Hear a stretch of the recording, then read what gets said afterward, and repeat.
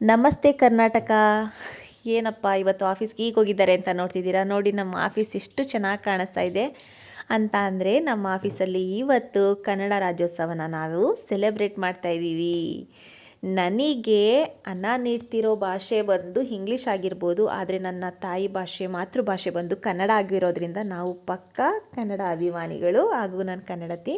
ನಮ್ಮ ಆಫೀಸಲ್ಲಿ ಕೂಡ ಊಟನ ತುಂಬ ಚೆನ್ನಾಗಿ ಕೊಟ್ಟಿದ್ರಿ ಇವತ್ತು. ಎಷ್ಟು ವೆರೈಟೀಸ್ ಅಂತ ನೋಡಿ, ಅಂದರೆ ಎಷ್ಟು ಚೆನ್ನಾಗಿತ್ತು ಅಂದರೆ ಎಲ್ಲ ನಮ್ಮ ಸೊಗಡು ಅಂತ ಹೇಳ್ತೀವಲ್ವ, ಮುದ್ದೆ, ಆಮೇಲೆ ಒಬ್ಬಟ್ಟು, ಕೋಸಂಬರಿ ಎಲ್ಲ ಥರ ಟೇಸ್ಟನ್ನು ಸವಿಲಿ ಅಂತ ಕೊಟ್ಟಿದ್ರು. ತುಂಬ ಅಂದರೆ ತುಂಬ ಚೆನ್ನಾಗಿತ್ತು.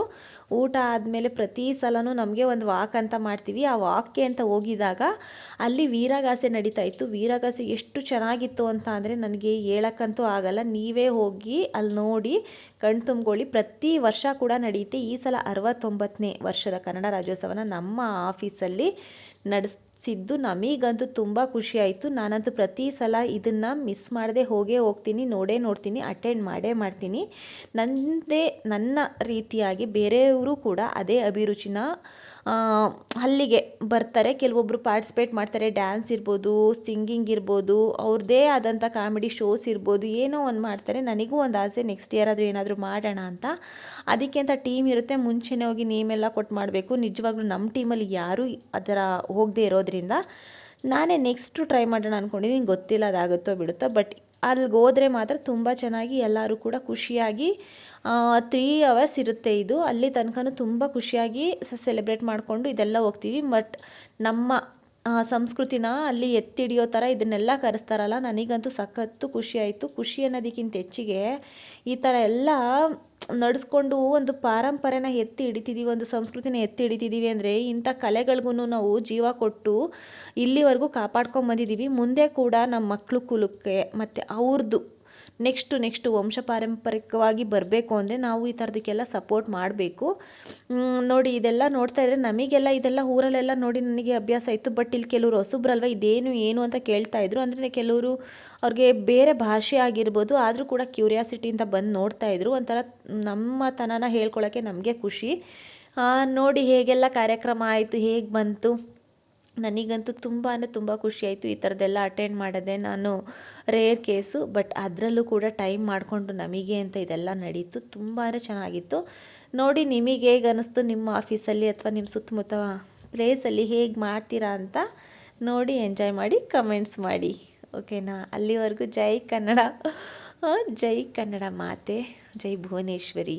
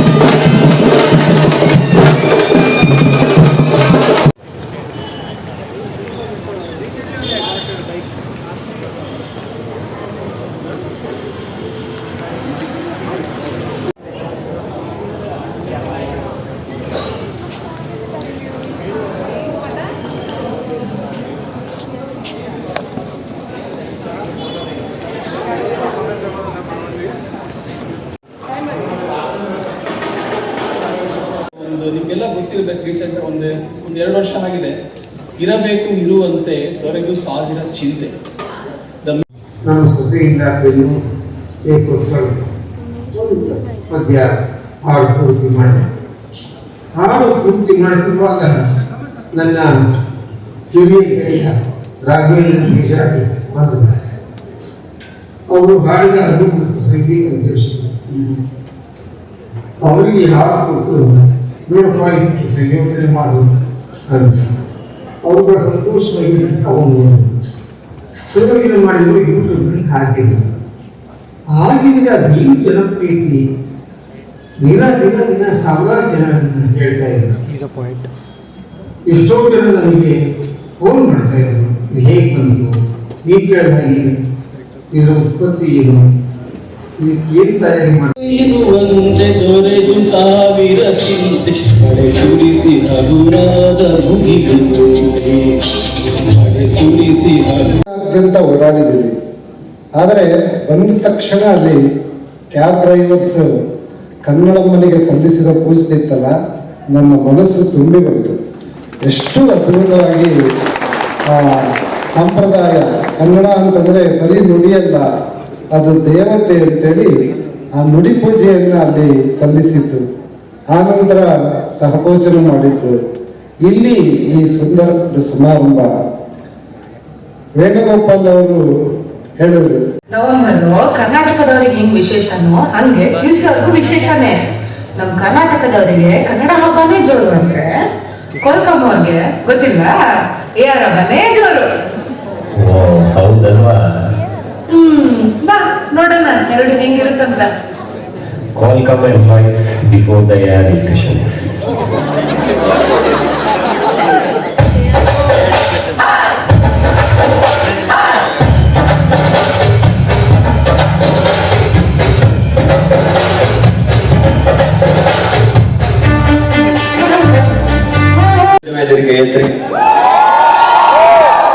ನಾನ್ ಕನ್ನಡಿಗಸ್ ಎಷ್ಟು ಜನ ಇದ್ದೀರಿ?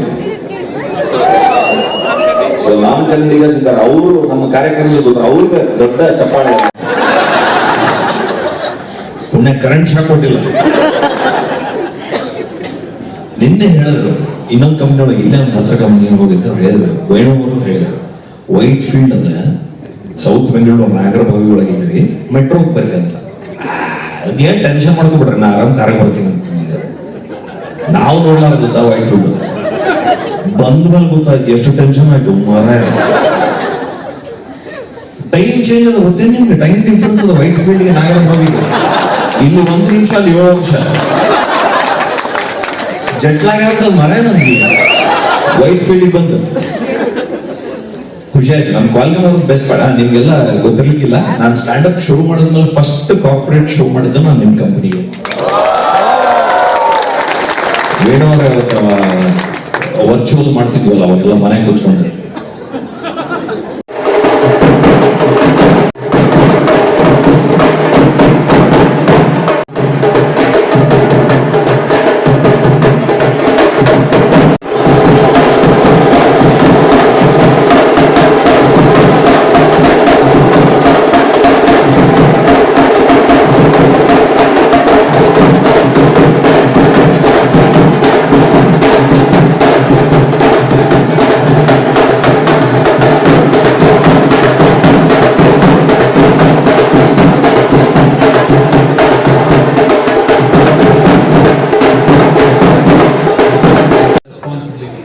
It's not just to do with the language or estates. This is the time, we give them an opportunity, and you guys has to encourage them to ensure that our culture of India and Karnataka, Kannada has to be carried forward. ಇದರಿಂದ ದಯವಿಟ್ಟು ಎಲ್ಲರೂ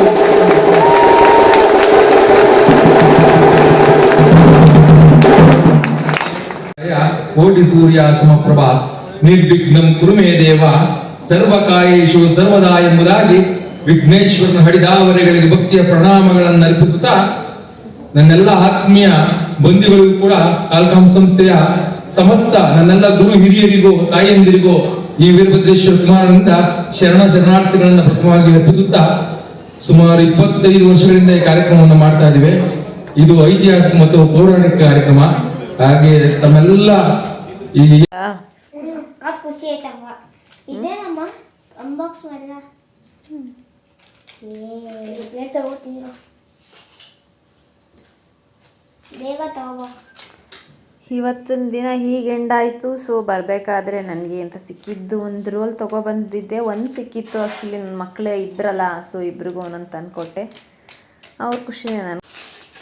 ಇದು ಬೇಕು ನಮಗೆ, ಹುಷಾರಾಗಿ ಉಳಿಕೋ. Friends, ನಾಳೆಯಿಂದ ನನ್ನ ಸ್ವಾಮಿ ಅಂತ ಕರೀರಿ. ಅದೇ ನಿಮ್ಗೆ ಗೊತ್ತೇ ಇರುತ್ತೆ, ನಾನು ಅಯ್ಯಪ್ಪ ಸ್ವಾಮಿ ಹೋಗಿದ್ದೀನಿ. ಸ್ವಾಮಿಗಳೇ ಆಯಿತು, ತಿನ್ನಿ ಈಗ ಬೇಗ ಬೇಗ.